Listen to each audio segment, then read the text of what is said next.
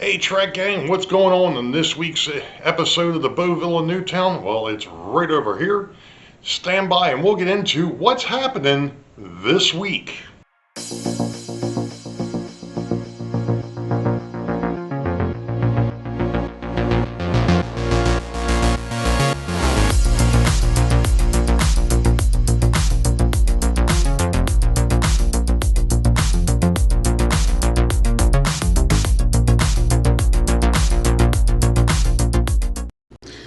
Well, hello Track Gang, and welcome to episode 20, or episode 5 for 2025.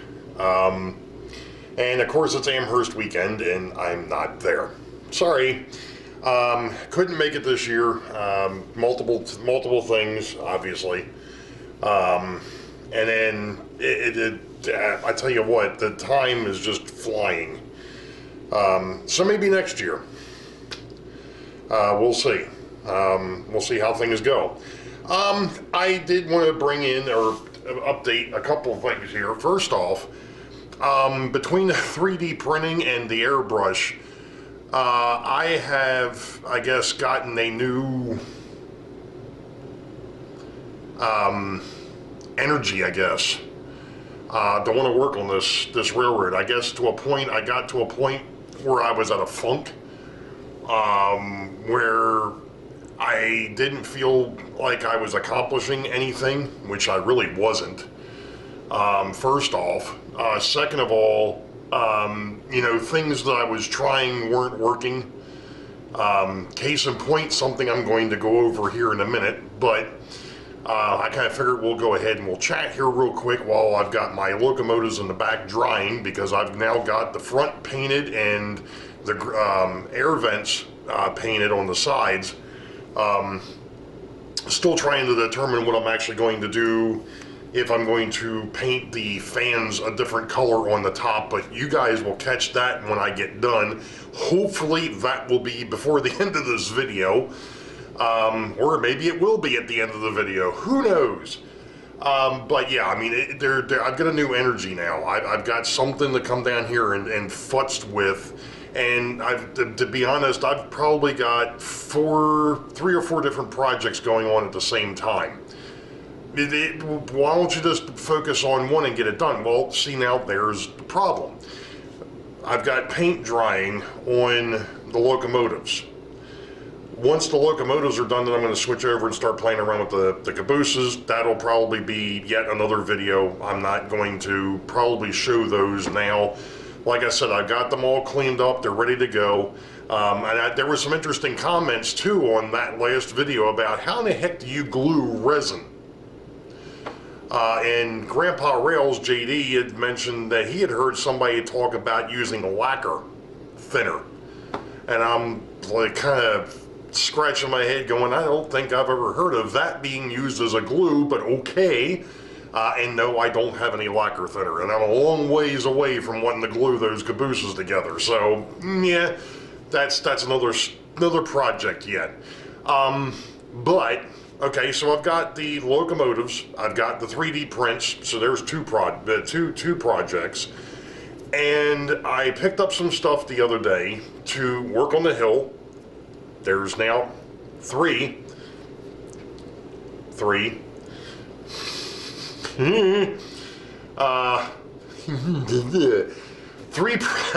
projects, and of course the hill is actually like a 3A and a 3B, or a 3 and a 4, because I did start gluing in the wall, and I think I mentioned it in like episode 1, 2, or 3 about the fact that I found an issue when I went to do that, and I had to fix it. So let's go over to the hill, and I'm going to show you one of the projects that's been going on kind of simultaneously with the painting and 3D project. So give me a minute, and we're going to swing the camera.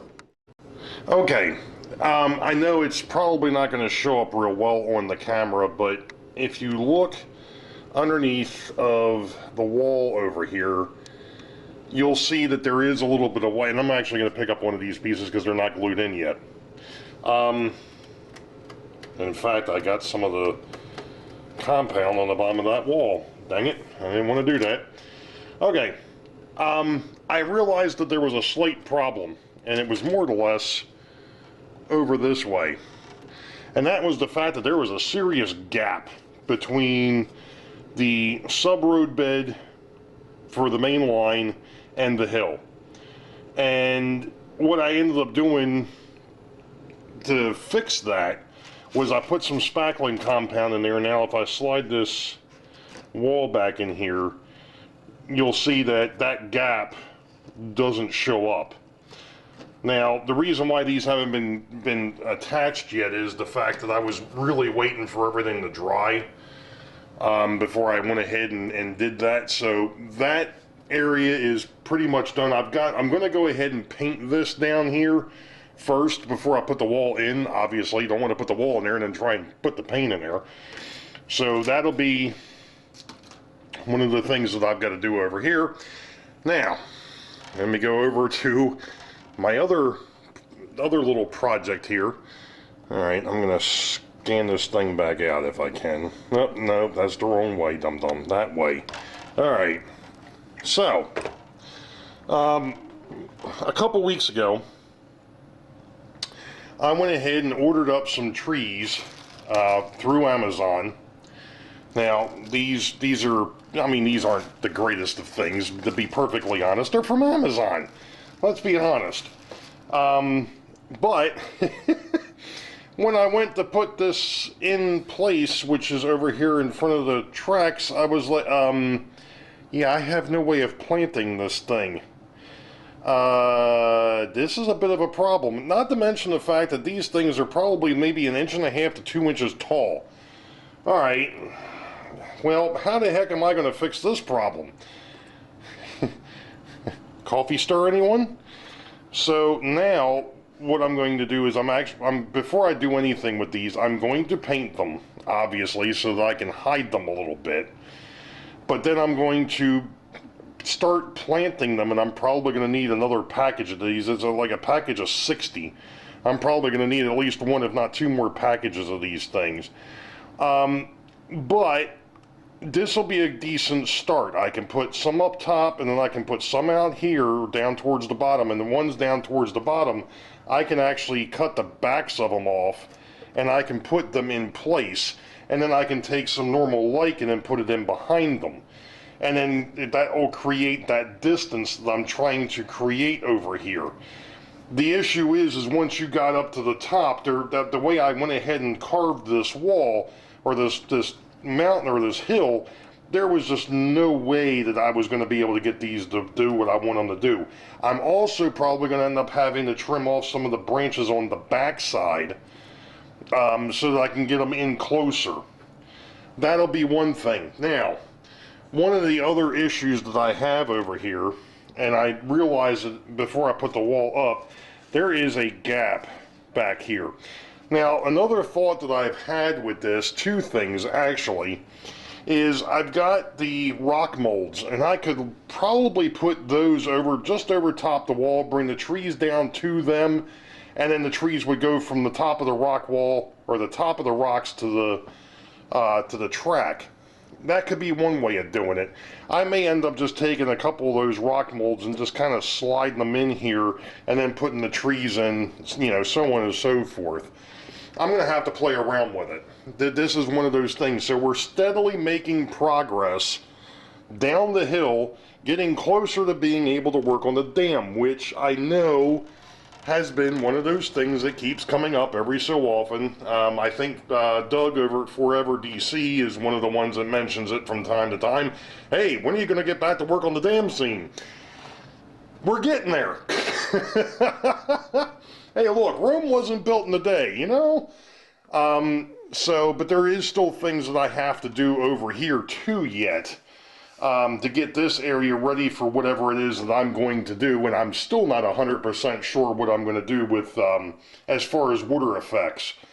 I've got some ideas floating in my head. That was pretty good. I'm getting ready to work on water, and I'm talking about floating. I've got some ideas as to how I want to do this, but I'm not 100% sure how I'm going to do it yet. Now, since we're over here, there is one other thing that was 3D printed that I have not messed with anymore, and that was my jersey wall down the center of the bridge here. That is all painted up. It's all together. The only thing I have to do is glue it together and stick it over here, and that'll be done. But then I realized, of course, I've noticed this, or I've had this issue for a bit now. When I went ahead, and I've still got to I've got to glue down the foam core over here, but you can see what happens as soon as I push on the foam core, the roadway is bouncing that I put on here. So what I'm thinking I may end up doing is I may end up 3D printing a deck, a road deck for that bridge back there. That's going to be something else I'm going to have to play with. Not sure when that's going to happen. It's not going to happen anytime real soon. But as I'm working on scenery down the line here, I am going to have to address that eventually, and there's really no time better than the present. So, you know, again, multiple projects. You know, when you get finished with one thing, you start working on something else. Now, I never did go back and finish messing with the road. And I'm still debating as to whether I'm even going to keep, even though I put I feel I really probably shouldn't have did what I did. But, you know, it is what it is at this point. The highways and byways stuff I put down on this piece of road. And I really hate to rip this piece of road back up and redo it now that I've used that striping kit. Or at least part of that striping kit. You know, I didn't pay for it, I want it, but still, I don't know if I want to go in there and start over on this side, because as we talked about before, one of the problems is as soon as you paint this foam core, if it's not tacked down, it starts to warp, kind of like my brain. And it's the reason why I haven't worked on the roadway on the other side of the dam. So I've come to a bit of an impasse as to whether I want to keep this roadway and see if I can get it to flatten out and finish painting it and see what it looks like, or if I want to rip it up and start over. That's a conundrum that I'm going to have to deal with. For the most part, I think I can get this thing to lay pretty much flat. You know, and once I go ahead and glue it down, it may not be too bad, but, you know, I don't know which way I want to go with it yet. So, and I was just, oh, okay, that's what I realized I was wondering where the blue was, or why there was blue underneath it there. It's supposed to be hiding the foundation. Because I gotta paint that green yet. That's the reason why the tape's still there. Any rate, so that's kind of where that's at, and eventually, yes, I will be painting the rest of this road. I think what I'm going to do before I paint it, though, I am going to tack it down and then go from there. But like I said, I think what I'm going to do for the moment is I may end up working on that before I start putting the trees up, because, you know, if I start putting the trees out here and I decide I want to work on the roadway, that might not be a good idea. So work back to front. So, all right, well, I think the next thing I'm going to do is go back and grab some brown paint, or whatever color this was that I mixed up, and paint my white area over here, get that cleaned up, and then we'll go from there. So we'll be back. All right, folks. I'm going to tempt fate here. Because I'm sure if you've watched the last video or so, you know that I've had issues with the tape pulling the paint off of these models. But last night I finished up. Hopefully that's on camera. Yeah, there's one, and then there's the other one, and as you can see, they've been painted. At least the top has been painted black. Hopefully that's all that got painted black, along with the plow on the front. Anyway, so I'm going to take one of them off. Like I said, I'm going to tempt fate here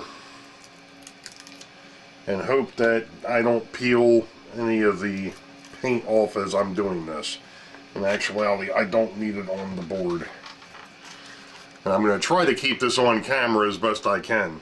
So, I do know that one of these models, I do have to go back and touch up the blue, because as I was putting on the tape yesterday, my fingernail caught it, caught an edge, and it unfortunately peeled back a little bit of the blue. So I'm going to have to go back and fix that. And I think I've learned my lesson from when I tried to fix the one locomotive. I am not going to try just to, and this is the one that's got the mark in it. I am not going to try and just fill in the hole with the, or the spot with just the normal paint. I am going to try to put the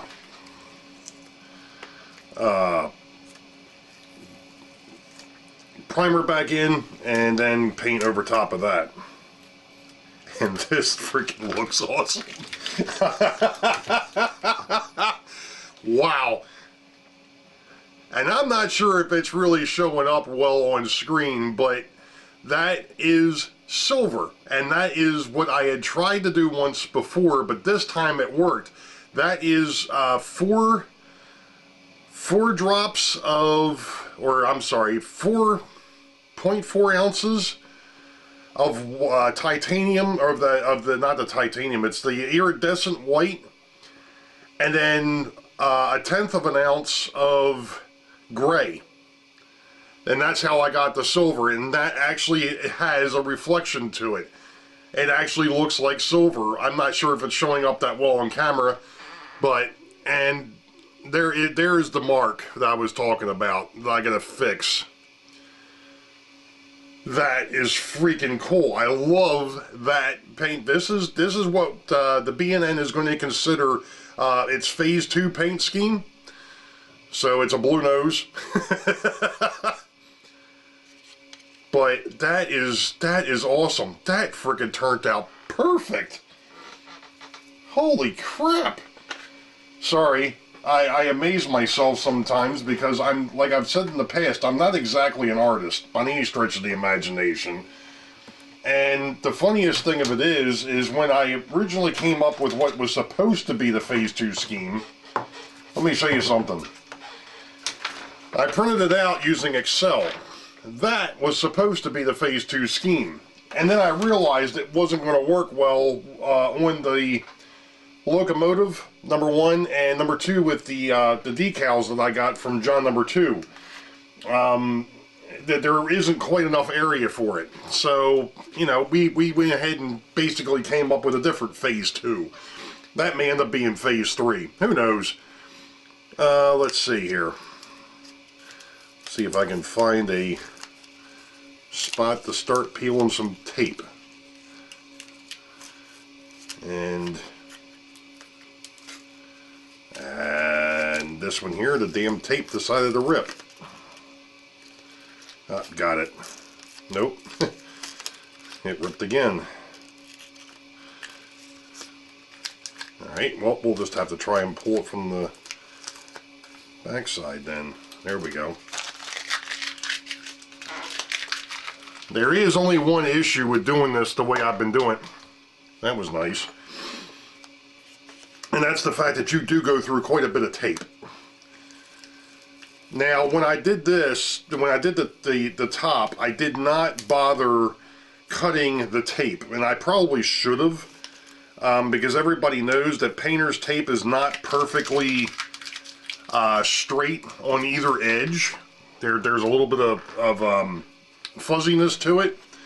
But I was like, where I'm going with it, it doesn't really matter, so that is freaking awesome. That is freaking awesome. So there's the second unit. So this, and I goofed when I asked John for when John and I were talking about the decals. I told him, I said, I believe I've got an FP7A and an FP7B. So the decals actually have 742A and 742B, thinking that I had an A and a B unit. Well, in reality, what I've got is two A's. So these will be actually numbered 742 and 724, which isn't a big deal. It's just a slight change, and there is nothing in the book that says that they had to be A and B. And I'm sure that people are like, well, what the heck is that? Or some folks, that especially the newer ones, are like, what is the fascination with this, with the number 42? All right, let me back up a minute. You know what? Before I get into that, let me go ahead and grab something. I'll be right back. Okay, so a couple of weeks ago, in the process of doing all this work, I came up with a numbering scheme. Well, actually, I've kind of had a numbering scheme. I've just expanded on it. I need my glasses. I can't see crap this morning. Okay, so, and this is going to probably change for the cabooses, but I had the cabooses at 4,200 to 4,299. Box cars are going to be 42,000 to 42,249. Refrigerator cars would be 42,250 to 42,499. Gondola cars 42,500 to 42,749. And hopper cars 42,750 to 42,999. And in the locomotives, this is where things get a little, I guess, a little strange to a point. F7s would be 7XX. F9s would be a 9XX. The PA1 is a 1XX. The GP30 will be a 30XX. And the GP18, or that Frankenstein locomotive, is actually going to be 18XX. Now, I say XX because the 18, I'm not going to have a lot of locomotives that are painted for the Boeville and Newtown. You know, it's not that's not where I'm headed. A lot of the power that the Boeville and Newtown uses is going to be leased or borrowed power, or it's power that comes from the parent railroad that happens to be running through. Which is the reason why there's an awful lot of East Coast railroads on the B&N. Anyway, the reason why 42 comes up an awful lot is because of the fact that when I was in the service, the ship that I was on was number 42. And it happens to be a good number. Let's just put it that way. It's a good number for me. So I've just run with it over the years. So that's the reason why. So everything is going to be based off of a 42 something or other. But like I said, for the most part, you know, the locomotives are a little different because of the fact that it's the type of locomotive, that's the number, that's the first number, and then 42 would probably follow behind it. Now, with the case of these two, since they're FP7s, they're 742, and then the other one, like I said, I'm going to make it a 724 because I've actually got the decals to make it a 24 instead of a 42. Which is, like I said, that's perfectly fine. 24 is a good one too. I don't mind 24. So that's what's going to happen when we get around to actually putting some decals on these, which will be the next step. I've got my distilled water on the floor back here. I bought a gallon of it the other week. I've been using that to thin out the paints, which has worked out a lot better. Upon further review, I found out that, you know, from a couple of the different places, that using distilled water, number one, is better than anything else. I mean, because the other stuff that I mixed up, that was tap water. And a bunch of folks have mentioned you don't want to use tap water because of all the minerals and all the other garbage that they throw in it. And that's I'm not going to go into what's in it, but it's all the garbage that they throw in it. So you need clean water. So I did. I bought myself a cheap gallon of distilled water, so that way I've got mineral free, or as mineral free as possible. So that'll be used for the decals and such. So the next thing for these two locomotives is to go ahead and get them sealed, and then that way I can put the decals on. So I'm not sure that that's going to happen this week, but I think what is going to happen this week is I may have to go ahead and put these things together to a point where I can take them out to the layout and see what they look like, just rolling down the track with no markings. We'll be back.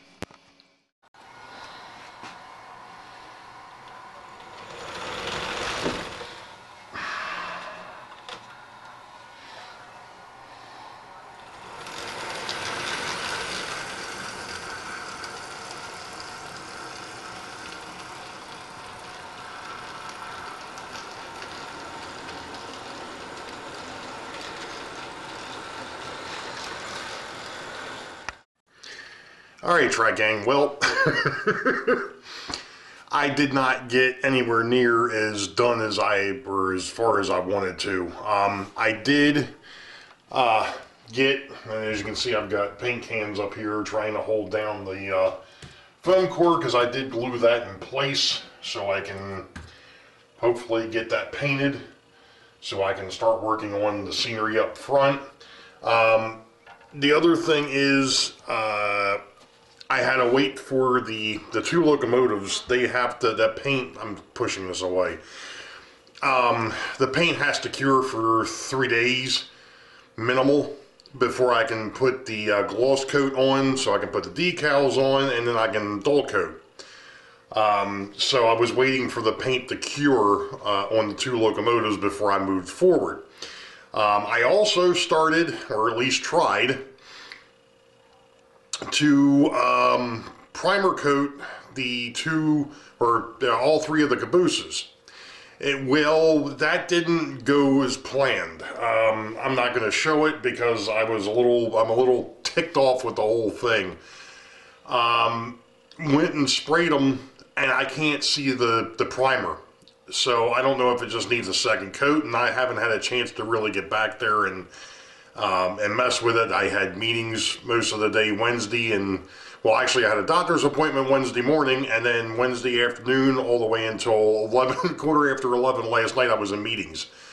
Pretty much, off and on, all day. So, yeah, I didn't get anything done last night, and just tonight I just decided, you know what, I'm just going to get the video done, we'll go from there.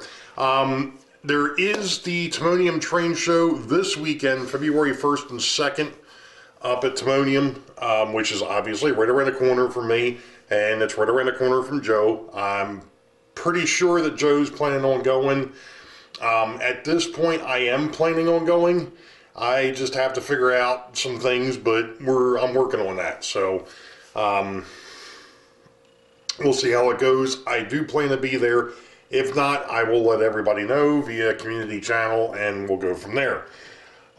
So this is not a formal, by no means is this a formal or informal meet and greet. If you're going to be there, great. If not, no big deal. Obviously the big one is in October, and that's a ways away yet. I'm not pushing it. That's 9 months away. So at any rate, this weekend, obviously, it's Sidetrack Sunday, #1 for February 2025. That'll be on February the 2nd. That'll be over on John #2 over to Schuylkill River Valley.